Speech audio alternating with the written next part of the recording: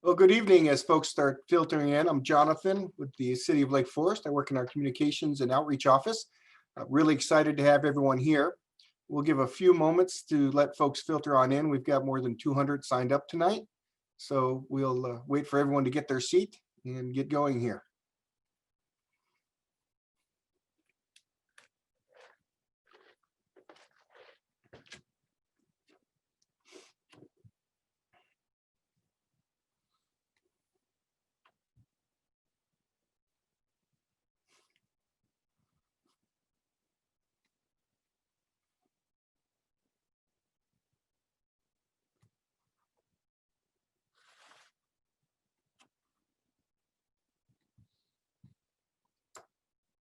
This is the first of what we plan to be quarterly events with the Stay Safe Lake Forest. We have someone from the FBI who will be speaking next quarter, and we'll line up some different presentations that we think residents are interested in. So if you have any topics you'd like to see covered in future, feel free to reach out to me through my email or the city website. Once again, Jonathan Volsky, Senior Communications and Marketing Analyst.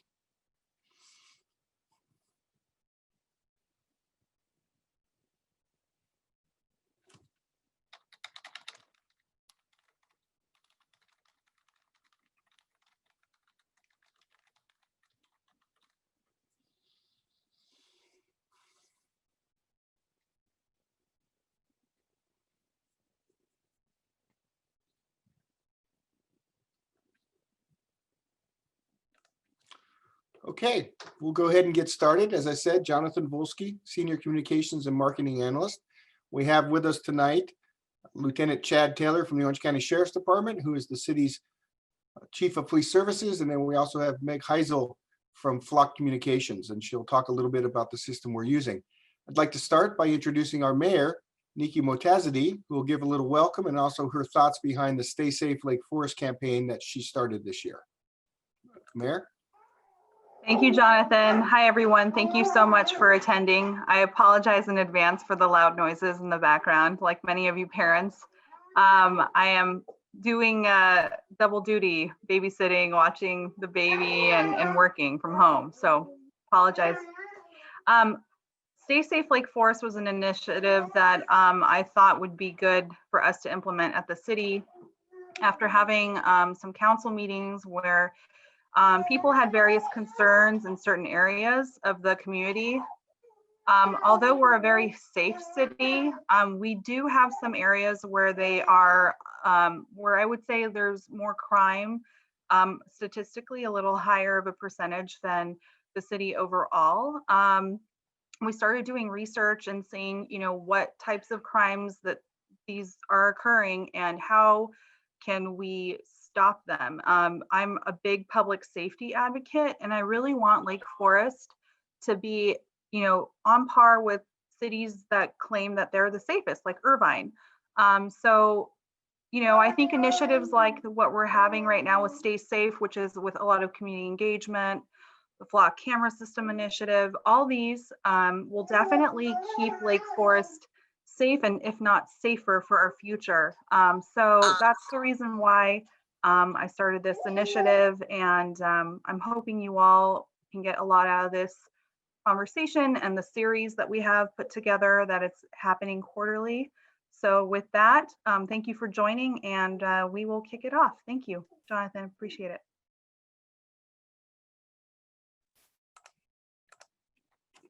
Thank you, Mayor. We appreciate it very much. I should also mention that we have Councilman Mark Teddemer out there in the virtual audience. So thank you, Councilman, for participating. We're going to start tonight. As I said, our topic tonight is technology and law enforcement. And we're going to start with Lieutenant Taylor, our Chief of Police Services.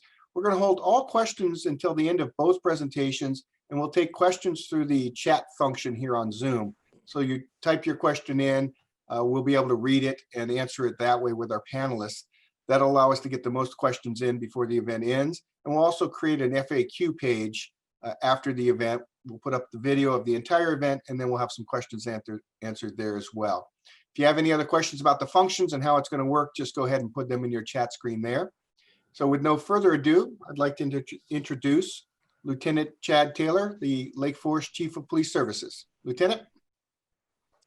Thank you, Jonathan. So when this was being placed together, Jonathan hit me up and we were talking about technology and law enforcement. And one of the things that stood out to me is when I began my career, I worked patrol here in the city of Lake Forest. Prior to coming out to patrol, we had no mobile data computers in the vehicles, meaning we didn't have, our dispatch wasn't set through the computers. We didn't have the ability to run license plates through our cars. And slowly, as technology evolved, those systems were put in place. And so as law enforcement goes, this is slowly just another phase that comes out of technology and law enforcement. From here, I left and I went to the Sheriff's Air Unit. And in the Sheriff's Air Unit, we have what we call a FLIR system, which is a forward-looking infrared system. And it's kind of like what you guys see in the videos and stuff like that. It shoots images and it gets the radiant heat and it gives us images at night as another form of technology. But also it gives us the ability to downlink. So we're able to send real-time images down to patrol cars through the computers and stuff like that in large incidents. And the Air Unit is now involved with the use of drones. Currently, we have 7 drones in the Orange County Sheriff's Department, and these drones are used for various jobs throughout the department. They're used in fatal accidents. They're used to map the actual location of where the incident took place. It's used as part of our homeless outreach teams. Oftentimes, there's homeless people experiencing homelessness, staying in locations that aren't easily accessible by foot. So we can actually launch the drones up and have them scan the area before we send personnel down there to risk and put in harm's way. So we're able to launch the drones down there, see if there's anybody down there, pinpoint them, and then go down there and see if we can offer some services to help get them off of the streets. They're also used by our SWAT units, our bomb squad units, as well as our video production unit. And these smaller drones, they have the capacity of they have different technology. They can actually downlink as well and send real-time images back to command posts and locations such as that. And they also have a low resolution forward-looking infrared. So if we have an incident that takes place, let's say somebody throws something up on the roof, before we'd get up on the roof just to confirm if there was an actual object up there, we would launch the helicopter, they would come down. But now we have the ability to actually just launch the drones in the field, and they can launch within minutes, scan the roof and find out if there is something up there that we need to get ladders for and go up there and get, take it into custody. As far as license plate readers, the Sheriff's Department's had license plate readers technology actually affixed to patrol cars for a number of years now. As the patrol cars drive around the different patrol locations, they're constantly scanning and giving updates to the deputies who are driving those vehicles as to any kind of wanted vehicles, stolen vehicles that happen to be in their area. And these same vehicles actually, as they drive around, they actually collect data. And what you can do is if you go to a crime scene and it's a very chaotic crime scene and we're trying to figure out all the particulars, these vehicles can drive around and capture the information data, which later on can be used for investigative purposes. And that's kind of where I see this flock system going, to kind of echo what the mayor was talking about. While it does give us real-time information of vehicles coming in and out of the city. It also gives us an investigative tool. So often we'll have a vehicle description, but we'll have no license plate. We'll have a time frame that we'll be able to pinpoint it down to. And all this system does here is it gives us the ability to a starting point to where we can collect that information, and the investigators can use their skill and the other assets out there to go through and try to work backwards to see if we can actually locate a suspect related to the crimes.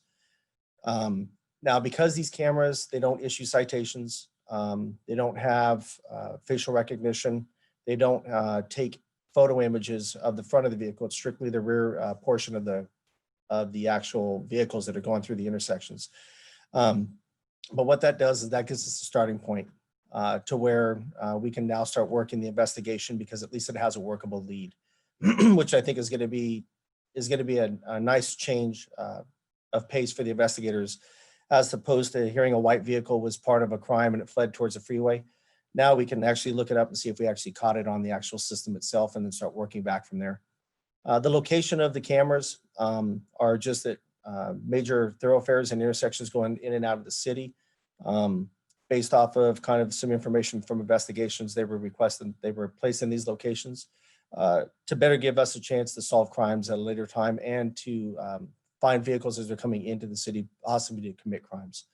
The current license plate readers that we have now, the only difference between the ones that we have with Flock and the other system that we have is the other system's mounted to a patrol car, and these ones are fixed in location. And we've completed our training. The cameras have been up for about a week and a half now. We're still kind of getting our feet with this and our legs with this to try to figure out how we're going to, what cases we can use this in. But as of right now, I can tell you the investigators and the deputies are looking very forward to the possibility of being able to solve some of the crimes that before, because we had no workable leads, we were unable to complete the investigation and get somebody in custody or make them answer for the charges. With that, I can't think of anything else that I would need to address, so I'll throw it back to Jonathan.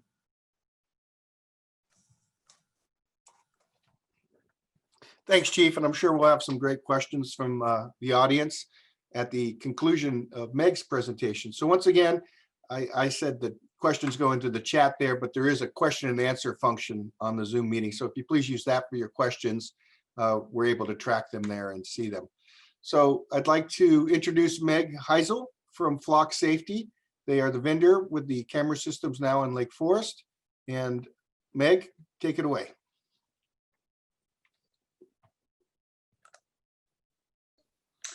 And Jonathan, just confirming you're able to see my screen. Yes, absolutely. Wonderful.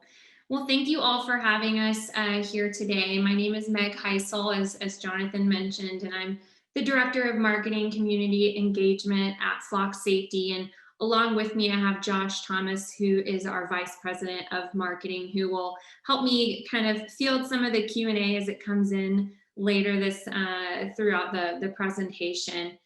Today, we're looking forward to really educating you all on automatic license plate readers, ALPR, you may hear it called, and really how this technology works for law enforcement, as well as the neighborhoods and businesses that are able to purchase these systems to further protect the community.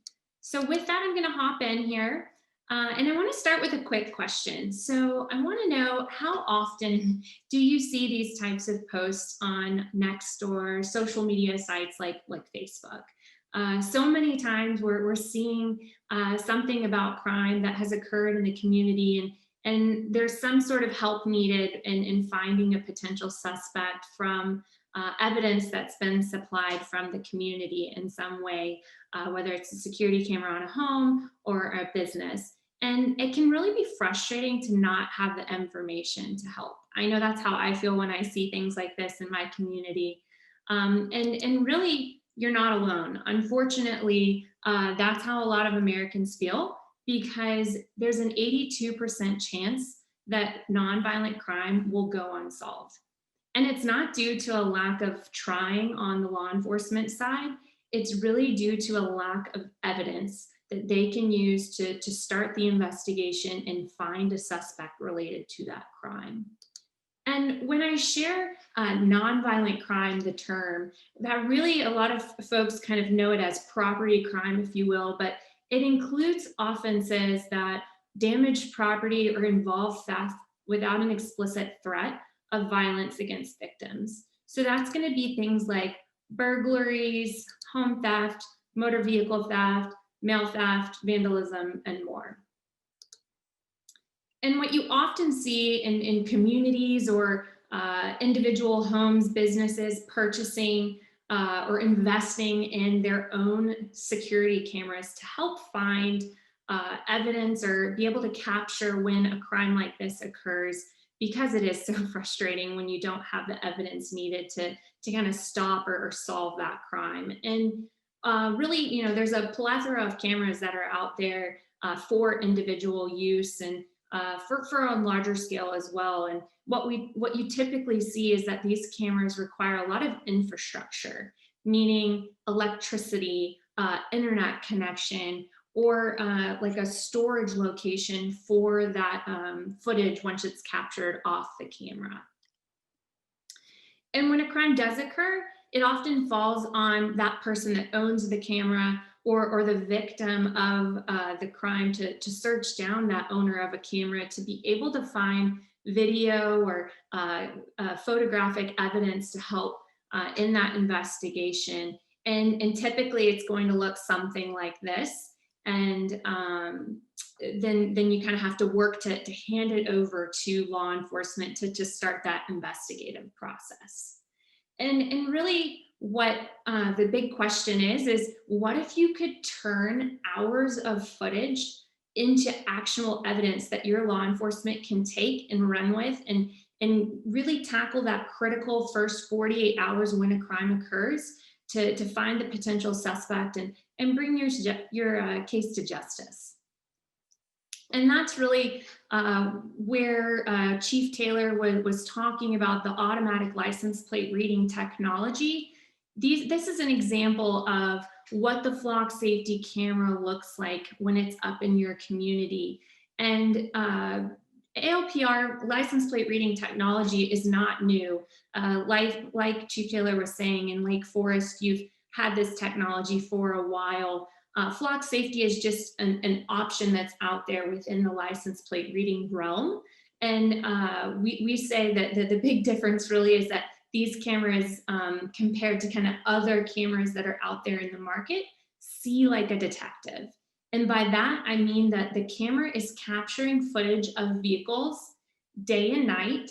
And when a crime occurs, Lake Forest Police Department personnel use this as an investigative tool to find the evidence that they need to start the investigation. So they're able to search through the system by attributes of the vehicle. So it's going to be vehicle type, make, color of car. That's what an eyewitness typically sees. Hey, it was a red Jeep, or it was a white pickup truck. The detectives within the Lake Forest Police Department can kind of take that information and leverage it from the system to find the investigative evidence that they need to really get the case going. And Chief Taylor mentioned or touched on a couple things here as it relates to really kind of what the technology is and what it isn't. To be very clear and upfront, Flock safety is all about protecting privacy, and we take it very seriously. So when we talk about what the technology is, it's focused on license plate reading technology, license plate recognition, and capturing vehicle information. And as mentioned, you know, it's focused on solving crime. And for those of you who are buffs on law for California, or concerned about kind of how this pertains to state law, there's a state bill number 34 within California that this system adheres to as well. And as we kind of look at what it is, I also want to touch on what it isn't. It's not focused on facial recognition. It's not used for traffic enforcement or immigration enforcement. And the data is automatically deleted on a 30-day rolling basis. So once that image has hit 30 days, it's automatically deleted from the system forever.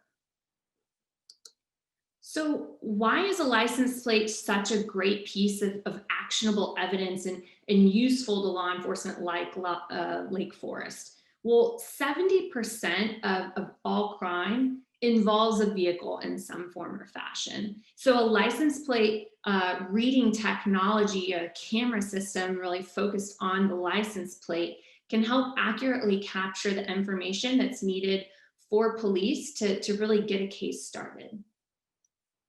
Now, if you're like me, I'd be wondering, so does this technology actually work? And the answer is yes. License plate reading technology has been around for a while. The system that are out there now are kind of getting to a more affordable base where they can be strategically placed throughout the entire community. And this example here is Sandy Springs, Georgia, just outside of Atlanta, very similar to Lake Forest. Their city invested in putting cameras throughout the community in strategic locations, and also communities, neighborhood association, HOAs, and businesses invested in these cameras so that they had a network of different license plate readers throughout the city. And what that really helped with and kind of culminated to in kind of the perfect example in my mind is a case where a doorbell camera captured a porch pirate. So someone stealing an Amazon package off their porch. And when the neighborhood went to report the information to their local law enforcement in Sandy Springs, the police were able to find a vehicle by searching the flock footage that was in the community at the time of the doorbell capturing that porch pirate. And what it led to when police went to arrest this gentleman at his apartment was hundreds of identities that had been stolen from this man. And you see the picture with the law enforcement officer there with all the mail that was recovered from his apartment. It didn't even all fit in the picture. That's how much they recovered from his apartment. And so they were able to take that evidence of him being in the community paired with the doorbell camera, and that was a federal case with 30 cases of identity fraud and stealing mail. And those victims definitely were brought to justice there with the help of kind of that entire community working together and leveraging the technology to solve the case. One example that's closer to home for you all, about an hour away from Lake Forest in Hemet, is Hemet Police Department. And they've had their camera system that you all have now in Lake Forest since June. And with over 132 stolen vehicles that they have recovered since their cameras have been live, it's just a great success there. And not only were they able to recover those stolen vehicles, they were able to make 119 arrests related to those stolen vehicles being recovered.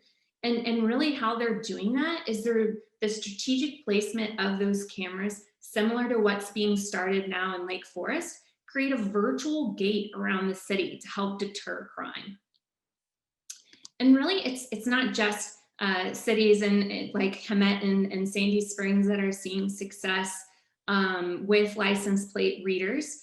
There's a lot of different stories out there in the news. I encourage you to research about license plate readers and how they could potentially help throughout your entire community. I'm happy to answer questions as they come in through the Q&A. But to recap, Lake Forest has made an investment in this citywide license plate reading camera system. And would highly encourage you to ask us some questions. I'm sure you've got them, and that these cameras definitely are something that can help with kind of the larger Lake Forest initiative that the mayor mentioned, as well as something that potentially neighborhoods and businesses can invest in as well to kind of increase that footprint of cameras throughout the city. Thank you, Meg. We have a few questions coming in and we'll shuffle them off. So if you have questions, feel free to type them in.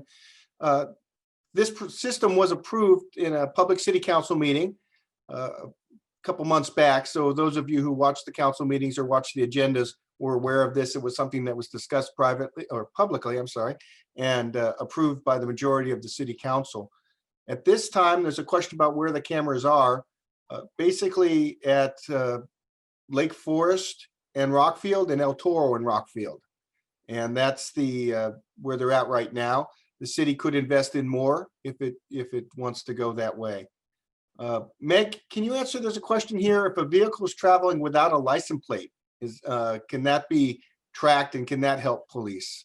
That's a great question. So there are definitely different ways ALPR technology can capture this information. I'll speak to the flock safety system specifically.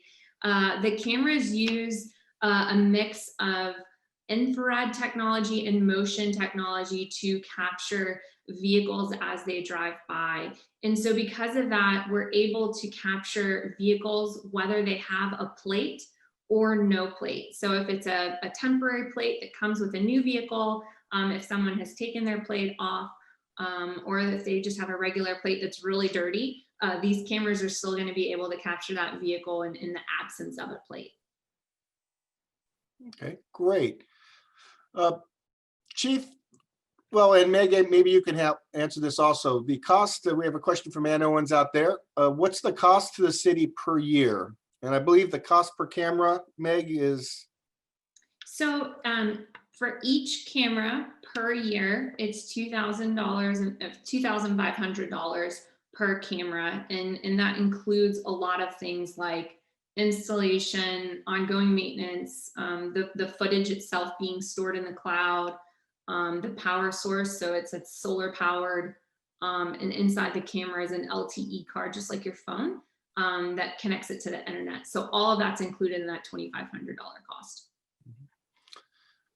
Chief Taylor, there's some questions about what happens to the information. Meg mentioned that it gets deleted after 30 days, but with the policy the Sheriff's Department developed for this, because it's being used in other cities, policed by the Sheriff's Department as well, will the information, other police departments, the FBI, will the information be shared with some of the other departments, or is it just for Lake Forest police officers? So the way the policy is for the Sheriff's Department is if a agency believes that the suspects that they're looking for came through an area that we have license plate readers, they could submit a document requesting any information that we have related to that. They're going to have to go through our records division. And once it's vetted to show that it's actually a law enforcement agency and that it is related to a crime, it'll go through the chain, it'll get signed off, and then we'll be able to produce what evidence we do have, or evidence, whatever photos we have to help them in their assistance. As far as the retention schedule, I'll leave that to Flock and have that discussion there, because I think it's probably better for them to speak about the retention schedule as far as their system. Okay, and Chief, while you're with us, there was a question about the LPRs that are being used now on cars. Well, this system and others, can they base solely on license plates, or can they recognize vehicle types and colors as well? And I think Meg covered that a little bit, but Chief? So for our mobile ones that we have affixed to our patrol car, that one is strictly a license plate reader. So the deputies don't have the ability to go in there and put in a vehicle type or something along those lines. And you can understand probably the logic behind that would be because they're traveling around the city in different locations. If they put in a black for them to get an alert every time they pass a dark colored Honda, their alert system would be going off. So what it does specifically is alerts them to wanted vehicles, stolen license plates.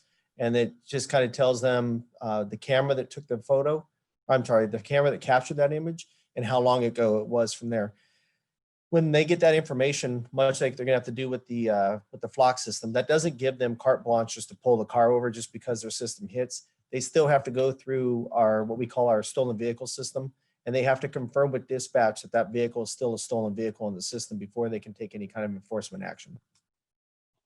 Okay. We've had a couple questions. I know you both touched on this, but the Flock system is not like the old red light camera system or anything else. It's not catching speeders. It's not catching red light violators. It's strictly reading license plates for potential criminals involved in other crimes. Is that correct?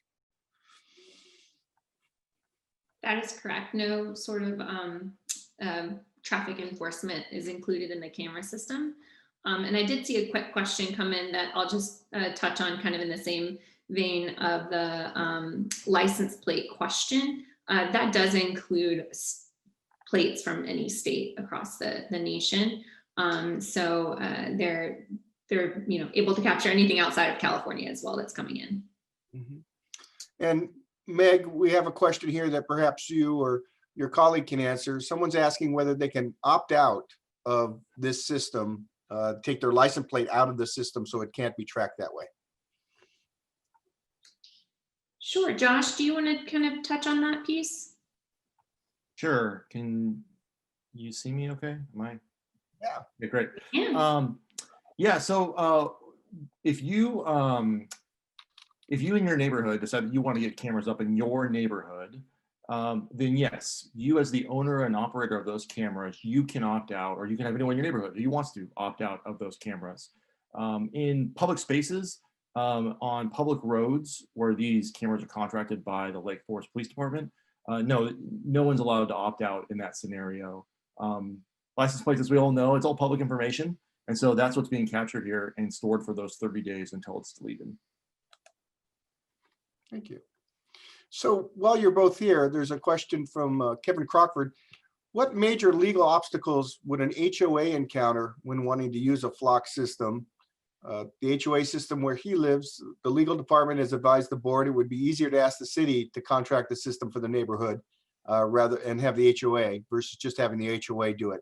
Do you have examples where HOAs, especially in California, are using this system, and are there any legal ramifications for them? Yeah, May, you want me to? Yeah. So yeah, there's a couple things to consider here. One is California has one of the strictest laws in the books on how to operate license plate readers. It's called State Bill 34. So you can Google that, California State Bill 34. And by default, the flock safety camera system adheres to every one of the stipulations in that state bill. And so that's having a limited retention period. It's not using it for things like immigration enforcement, which we're not. And it's also making sure that you have a publicly available usage policy. So that means it either needs to be on your HOA website or it needs to be available if somebody asks, like, hey, how are you guys using this footage? You need to have a usage policy. And we have templates that we can share with that. So yes, we have thousands of HOAs are using flock safety camera systems all across the country, many in California. And so the biggest hurdles to just overcome are just making sure that you adhere to your local laws. And if you just Google State Bill 34, you can see what the kind of stipulations are there. And the good news is that our system is built to actually adhere to all of that. So you're in good company when you research flock safety. Okay. There's a question also on where the data is stored. How is it extracted, and is it deleted 30 days or just the video? So is the video deleted after 30 days, or is the list of license plates and information collected along with it deleted? Yeah, so a couple things to note here, again, is that whoever gets a flock safety camera system, you own your own footage. So in this case, Lake Forest Police Department owns the footage, and it deletes automatically after 30 days. It lives in the cloud. This is Amazon Web Services provided cloud. It's encrypted with AES 256 encryption, which is kind of like one of those highest security grade encryptions that you can have. So what's to keep hackers out? It's the same thing that keeps hackers out of any other kind of AWS hosted system. But yes, we retain the footage there in the cloud. I think somebody asked, like, can the footage live longer than 30 days? And the answer is not in the cloud, no. Law enforcement can download footage for evidentiary purposes in order to investigate crime. And therefore that download can exist longer wherever they manage their evidence. So different people manage their evidence in different systems. But the actual footage, it's all deleted after 30 days. All the footage, all the data, all the metadata, it's all gone. Excellent. Chief Taylor, there's a couple questions that you're probably best to answer. Is one, if an accident occurs at an intersection where the camera's mounted, can that video be used as evidence in any criminal action in wake of the accident? So really quickly, just so maybe it wasn't pointed out clearly, this does not shoot video. These are strictly still images that capture the motion of the vehicles going through the actual different points throughout the city, which the cameras are set up. So at the most, I would suspect, because I haven't seen it yet, it would capture is the actual after effects of the collision. It's not going to be able to use for evidentiary purposes where it shows one car at fault as opposed to another one. Okay, that's a great point that it's not video, so thank you for that. Is the system integrated with Amber Alerts and ongoing crimes? Chief? I saw Meg on mute. Meg, if you want to hit that. Definitely. So there's kind of the way that we look at it a lot of times is there's a proactive and then there's a reactive element, and definitely the investigative purposes is the main focus for Lake Forest, and the proactive side is alerting when there is a potential wanted vehicle that enters in the community and is seen by those cameras. The examples shared from Hemet, the stolen vehicles, that is a type of alert that is included within what is the FBI's National Criminal Information Center, NCIC. They have a list of different reason codes for alerts that occur, and Amber Alerts are included in that. So, for example, in Chamblee, Georgia, where I actually live, there was a child that was abducted, stranger on stranger kidnapping. And within 5 hours, the Chamblee Police Department was able to return that baby home. And it was all helped to that hot list functionality that alerts law enforcement only if a wanted vehicle is seen by the cameras. That's great. Very good. Chief, I know that we didn't mention, the city's also installed a couple of cameras at parks. Can you talk about which parks those cameras are at?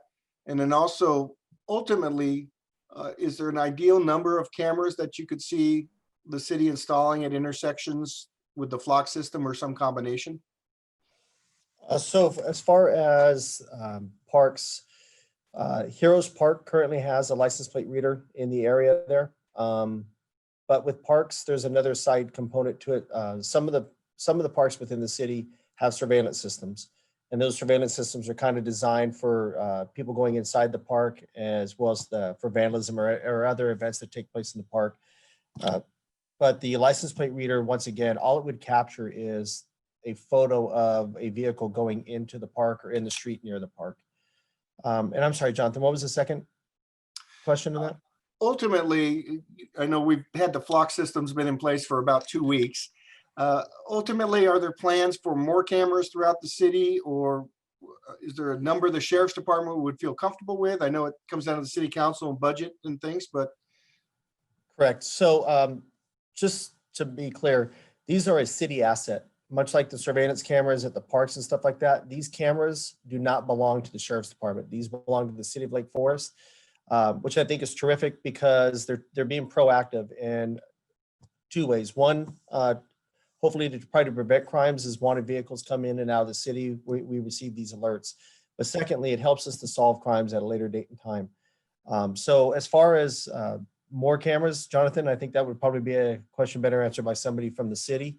And as far as like our logic, every single time we have something happen and we have a vehicle description, a lot of the deputies are like, oh, it'd been nice to have a license plate reader in that area over there.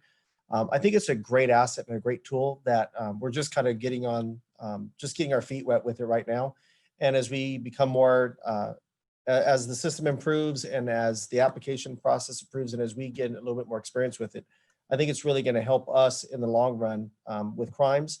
I know some cities, in talking to them, as they go into court cases, stuff like that, they talk about it. The criminal element in society, they're kind of a tight-knit group. And once the word gets out that they were caught on a license plate reader going into a city, sometimes that spreads pretty quickly. And it'll, as weird as it sounds, your more sophisticated criminals, may choose not to go in that city just because they know that technology is there and they don't want to take the risk of getting caught. That's great. You mentioned neighboring cities. I know Stanton in Orange County was one of the first to start using the system. Are any of other neighboring cities using it now? Well, as far as the sheriff's department, the city of Stanton, for what we consider our North Patrol area, we are the first city in the South, what we consider our South Patrol Division. So that's Southeast and Southwest Patrol Divisions. We're the first city to have them up. Although a lot of South County cities, their HOAs have had them up for quite a while. And as we started going through this process, what we're finding is some of the HOAs have had this system in place, and they never made the information known to the local law enforcement agencies that these are assets that were there, that they could have been used to help solve crimes or as crimes are going in, because they were just basically using for their HOA purposes. But as the network grows, regardless of who they're using, Flock or if there's other systems, I think it's just going to be a huge asset to where, it becomes one of those things, much like Patrol now. Like I said, when I first started Patrol, we didn't have computers in the car, and it wasn't that big of a deal. Now try to get a deputy to take a patrol car that doesn't have a computer. It's next to impossible because they become so dependent on that technology, that I think that this is possibly going to go down that path as time moves on. Thanks, Chief. Meg, a couple questions for Flock. Given how effective these cameras are, and given, as the chief said, that crooks can be part of a tight-knit little community, have you had any issues with cameras being stolen? And connection with that, if a camera is stolen or stops working, how soon is the city or Flock notified that something's gone awry with a camera? That's a great question. So I'll kind of answer the end part of the question first. So there are systems in place for every camera that is deployed that can alert if the camera is no longer capturing images. So Flock is not monitoring the actual footage that's being captured, but we do have alerts within the system to know if something's gone awry, if you will, with the camera. And from that, our team will work to send someone out that is based locally, a technician, to update that camera, whether it's a power problem, a storm occurred and a tree fell kind of in that view, or if it has been stolen or vandalized. From a city or individual, neighborhood or business that may own a camera, the first time that it is stolen, if it is covered within kind of that subscription-based model that we have within that $2,500 kind of payment. I will say that it is very rare that we have a camera that's stolen or vandalized. And when that does occur, our team evaluates the location that it's been installed and looks to see if there's an alternate spot that would be better suited for the camera to be in kind of out of sight and not in harm's way in the future. Okay, thank you. A couple more questions, a little on the technical side. So maybe you or Josh can just give us a high-level view. How often does Flock conduct security testing of the AWS infrastructure to ensure there's been no security breaches? And then also sort of along those same lines, there was a question again about whether the cloud's ever been compromised. And if the system, this is connected but not quite the same, if the system uses LTE service, what if a community that doesn't have good LTE service wants to use the system? What would you do in lieu of that? Move to a place with better LTE. No, I'm just kidding. No, we have ways we can do this where we can connect to the internet if we need to do it that way also. But we use all the major carriers, so we will find a connection that can work. But yeah, if you're in an incredibly rural area, we can figure out a way to connect to the internet for you. Our AWS infrastructure, we have full-time engineers on our staff. We have a whole platform team that's developed just to this. We have full-time security engineers. Our team is built in such a way that this is what they do. Now, like anything in the world that runs on the internet, yes, things can be compromised. And so that's why we take precautions. That's why we have a team of staff, of engineers that are working on this full time. And then was there another part of that also that I missed? Jonathan? Oh, it's along the security of the AWS and whether you've ever had a breach and how you Oh, ensure that you Yes, won't. we have not ever had a breach. The answer is no. And yeah, it's all securely stored in the cloud. Okay, good. Thank you. This could be chief and also our flock representatives. I know that before Lake Forest would enter into this contract, our legal team, Best and Krieger, would have taken a look at this and ensured that did not increase any of the city liabilities. Chief, the Sheriff's Department has a good legal team as well. And Flock, have you heard of any increased liability or any sort of exposure to lawsuits or anything that's come out of using the Flock system? As far as the Sheriff's Department, we have not. We have a policy in place that follows along with the Senate bill and the other agencies that are out there. So as far as for us, I can't see. We have a series of audits that can be performed and stuff like that to ensure that we're following along with the Senate bill. I believe it's Senate Bill 34 from California to ensure that we're following with the protocol set forth by the state. Excellent. Meg or Josh, has Flock ever heard of any liabilities or anything? And I guess even the installation of a pole and camera, would an HOA need any additional liability insurance once they put a system like this in? I mean, it's hard to know that for every situation, how to give advice on that topic. So I think that like our typical stance is to just not give you advice on what kind of like legal protection you need, but this follows the law. Law enforcement are using it. We have thousands of HOAs are using it. I mean, I would tell you to talk to your legal advisor and ask them in particular if you need more liability coverage. But historically, no, we've not seen any issues where this has been the case where anybody's being sued or there's any litigation or anything like that. One thing that I would add, Jonathan, is a lot of times for someone like an HOA that's looking at the camera system, we have examples of policies that may be updated in kind of the bylaws of the HOA to kind of cover just the general, awareness and kind of things that need to be notified for the community around a system like this. And if anyone's interested in kind of pursuing a discussion further, we'd be happy to share examples of kind of those policy update suggestions that we can provide. But like Josh said, I can't think of anything specifically around legal liability. And Jonathan, if I could just kind of piggyback off of some of that, in law enforcement, we see most of the communities now have Ring cameras, Ring phones, Ring doorbells.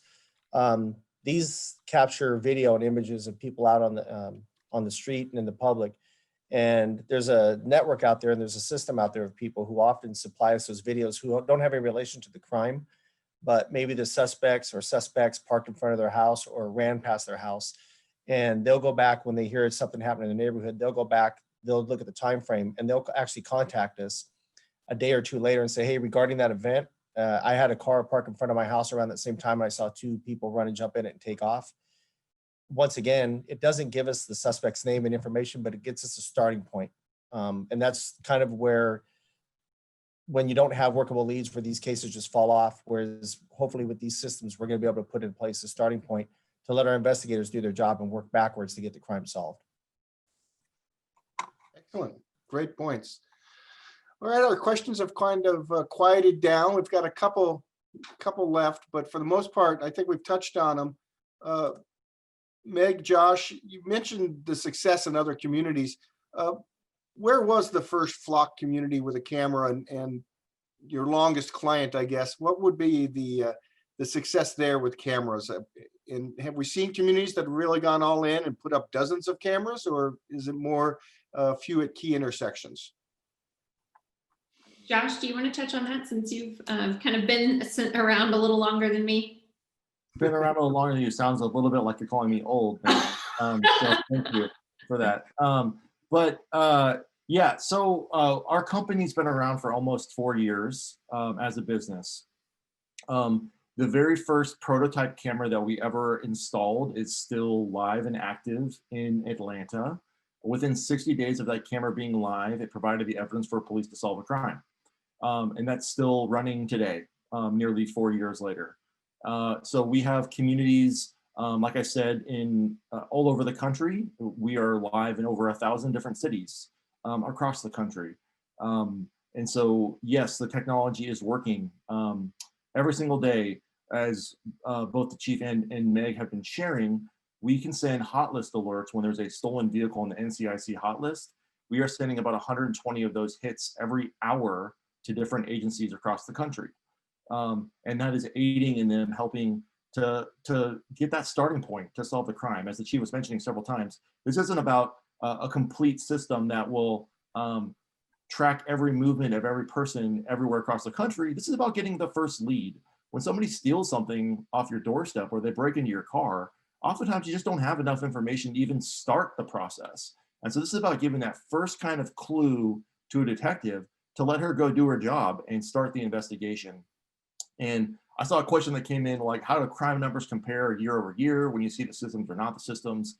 In Hemet in particular, I don't think we have any of those data points from the previous year, but Dayton, Ohio, they put out a report literally today that said they saw a 42% reduction in crime year over year with having our cameras installed. The city or the county, Cobb County in Georgia, saw a 64% reduction in crime year over year. Shelby County, the county around Memphis, saw an 18% reduction in crime year over year. And that's with our camera system. They're all giving credit to this. So I just wanted to say that to say that this type of technology can provide the evidence that police need to go out and stop some of these habitual serial thieves from doing what they're doing. And so it really can make a tremendous impact. That's great. And then now, is Flock private company, publicly traded, part of anything else? We are a private company. Private company. We had a question about whether it was owned by anybody here at the city or if we had any stock interest. So there's no citations issued, so there's no sort of kickback or anything. The city pays a flat rate per camera annually, and that's the end of the financial agreement, correct? You got it. Okay, good. All right. Looks like we're through most of the questions here. Meg, you posted us on your channel tonight. We appreciate it. Will everyone get an email with a copy of this presentation? Yes, sir, they will. Okay. And then we'll post it again on our social media pages and get it out to folks, and we'll do a little FAQ about everything. There was a great question from someone saying, what is Lake Forest doing to address the issues that lead individuals to engage in crime? That is such a great question. I think we'll add that to our Stay Safe Lake Forest lineup for a future presentation, because there's a lot of great organizations in the city that are working with folks to help keep them from going into a life of crime. Sure, most people know Lake Forest was the first city to have a full-time homeless liaison officer with the Sheriff's Department to help reduce the crime. So what we're doing to actually try to prevent crime and keep people from going into crime might be a topic down the line. So I appreciate that. And just want to say thank you to on behalf of the city of Lake Forest, all of our residents out there. We appreciate the interaction. To our mayor, Councilman Teddermer, thank you for participating. And again, Meg, the team at Flock, and Chief Taylor, thank you very much for participating tonight. If anyone has any additional questions, feel free to reach out to me, Jonathan Volsky at the City of Lake Forest. I'll put my email address in the comments here. It's jvolsky@lakeforestca.gov. But I want to thank everybody for participating and look for a couple more of these down the road. Thank you, Thank John. you, everybody. Bye, Meg. Bye, Josh. Have a good night. Thanks, Chief.